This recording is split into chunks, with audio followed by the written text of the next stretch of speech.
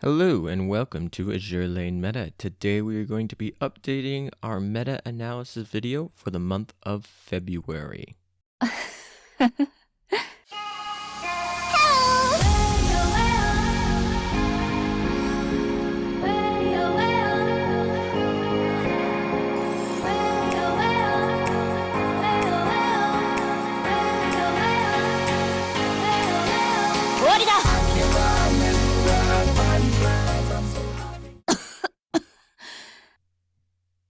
Welcome back, guys. Like I said, today we are doing the update for the meta-analysis of the month of February, and this has been 3 seasons, unlike all the other videos which have been a culmination of 2 seasons. Kind of ironic that we have the shortest month of the year be the one that we decided to add the extra week or the extra season that we'll need for the year.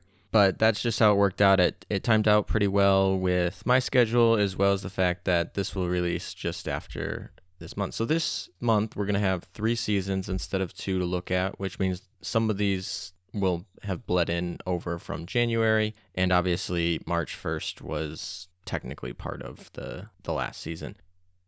So without further ado, let's look at what these 3 seasons have brought us in terms of just raw usage. So over the last 3 seasons, we see Warspite continues to rise, surpass Hiru, and then in the most recent season, ending on March 1st, well, we have Warspite and Amagi are finally tied. This is in part due to the decrease in the use of Amagi and the increase in the use of Warspite. So that Namagi monopoly that had the 2 top spots for pretty much the existence of this series has now slightly been broken. Warspite technically didn't win, but they are tied. We still have a monopoly in the Vanguard ships with Yukikaze number 1, Juno number 2. Belfast still continues to really lead that 3rd slot. Jinsu dropped off a lot. So really just those are the 3 that are used, but I really think there are a bunch of ships you can use in that 3rd slot that are viable. I don't even think Belfast is the most viable. I think she's just the most accessible and also like probably a fan favorite at that point. And she's good. She is really good. Just I think you can throw something like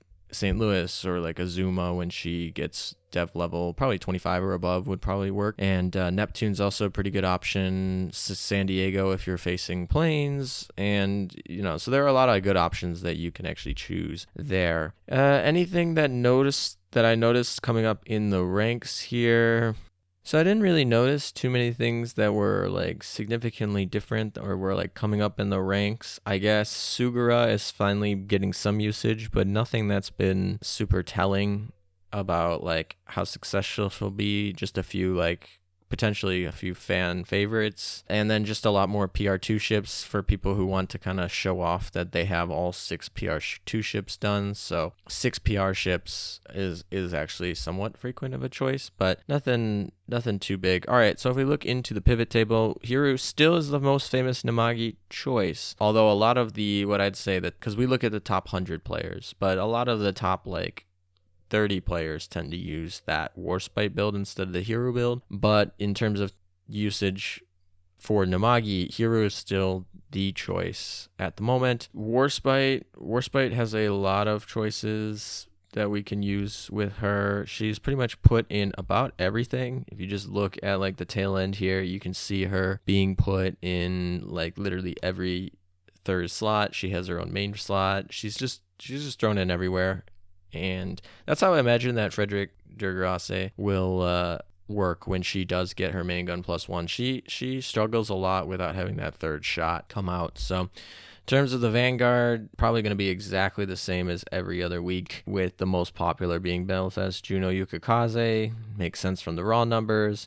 Juno, St. Louis, Yukikaze is the 2nd most popular fleet. I personally believe that this is probably the best fleet available until we get Azuma fully done. But yeah, because people have St. Louis with her 50-second evasion tank build, and yeah, she's pretty good. So yeah, I mean, pretty standard. The other ones that I'd say that make mention are a whole bunch of these 3 that are pretty standard. Nothing too different in this section. Heat map, like I said, the sides are going to be the people who have been used twice. The top has been the people that were just used. You read across, so if you look at the left and you say Nagato, what ships was used in her fleet? So we see that 80% of fleets that use Nagato also used Amagi, and that's basically how you read it, is across like that. So I'm just going to scroll through here and across. So anyone who wants to pause the video and take a look at their specific use case, this is helping for new players. If you see a ship on here you want to use, you can basically pause the video and look for what top players are using with that ship to kind of get a sense of what's there. This kind of helps for if you don't have a specific case of a video on my channel where I talk about exactly like what strategy there is, or you kind of don't know what would be best with them, and you see them here, you can see what other players that aren't me are using as a kind of crowdsourcing version of what you should do.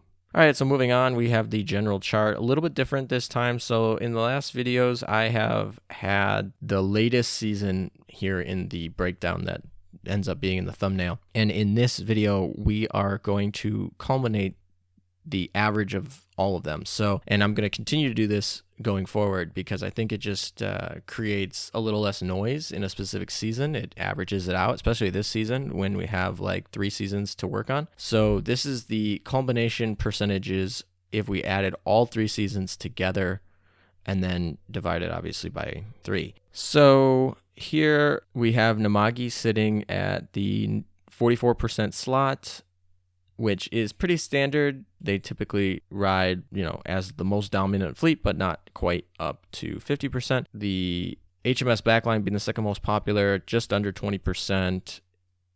And yeah, so this is the second choice. This is, like I said, any fleet that has 2 HMS backline ships go in here. So something like Monarch Warspite is very popular, or Centaur Formidable is actually another choice that is kind of interesting that a lot of people pick, or any combination of them. There's someone who used Hood who made it this last season. So there's definitely a lot of diversity in kind of the choices here. But what we do break out is Queen Elizabeth. Any of these fleets that use Queen Elizabeth are going to be put in that yellow category here. She's just a specific build because typically if you're building Queen Elizabeth fleet, you have to build a specific vanguard, which is going to be like usually Belfast, Ditto, and that third slot's still up for debate. You have Neptune, you have Sirius if you want to go carrier build. Some people, for access reasons, go Leander if they haven't had other choices. So there's a lot of things. But if you go with the HMS general backline build without Queen Elizabeth, you can build any frontline you want, which usually is going to be like your standard Yukaze, Juno, St. Louis, or Belfast. But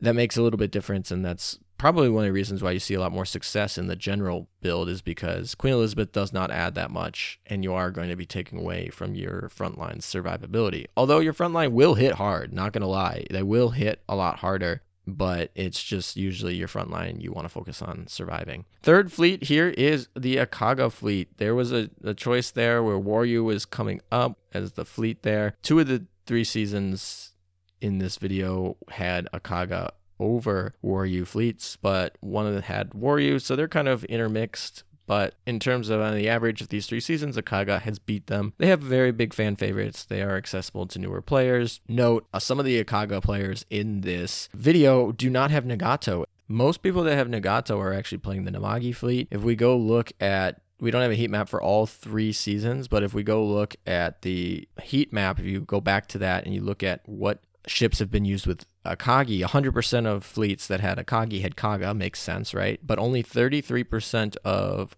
Akagi fleets, or really Akaga fleets, because they're always used together, have Nagato. So what this tells me is that we are seeing the Akaga fleets being used by newer players that don't have Nagatos, and so can't play the Namagi fleets, obviously. And so they go to play Akagi fleets, and they don't use Nagato. They use Warspite, they use Enterprise, they use other ships that are more accessible to them. So that's one of the things to note, is one of the reasons why the Akaga fleet has stayed in this 3rd spot is because it is still accessible to newer players, but not only 1/3 of those players using the Akaga fleets are actually using Nagato, which is the most optimal choice. Obviously, for the Swan and Bunny fleets, we have minuscule numbers, but they do show up. Bunny fleet made an appearance right in this last season. Swan Fleet made one appearance as well. Yeah, so those are generally just considered less usable in PvP than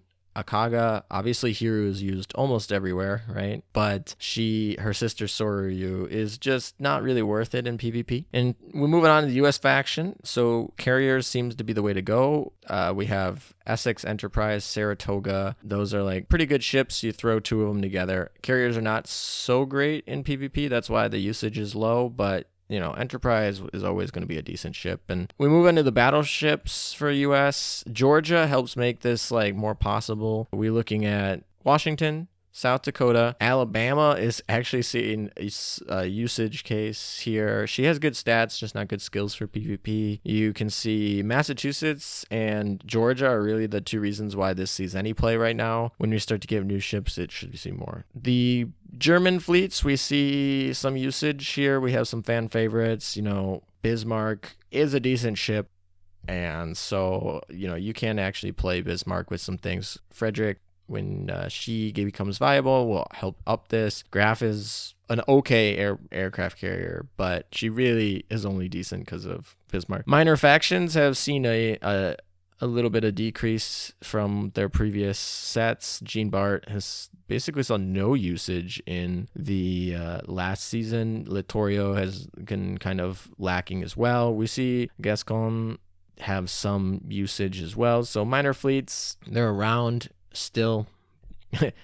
Ironic that the minor fleets have the exact same percentage as the German fleets for the seasons that we are looking in here. Other has, right around 7%. That's just like people that have like random PR fleets or just like one from each faction, big battleships. Those are the sort of cases, or specific collab events. Some people just like to play their like HoloLive ships or their Muse fleet ships. Those are in there. 7% is not too bad for another category. And then obviously Warrior, we talked about a little bit before, is there. So let's move on over to the graph. We are now looking at a sizable graph that tends to see some trends here. We start to see some of this decrease in the Namagi trend. It's kind of a very slight decrease, but you can kind of see it, where you see going from like 47.5 to about a little under 45%-ish. And this, I think, is just the fact that you haven't been able to play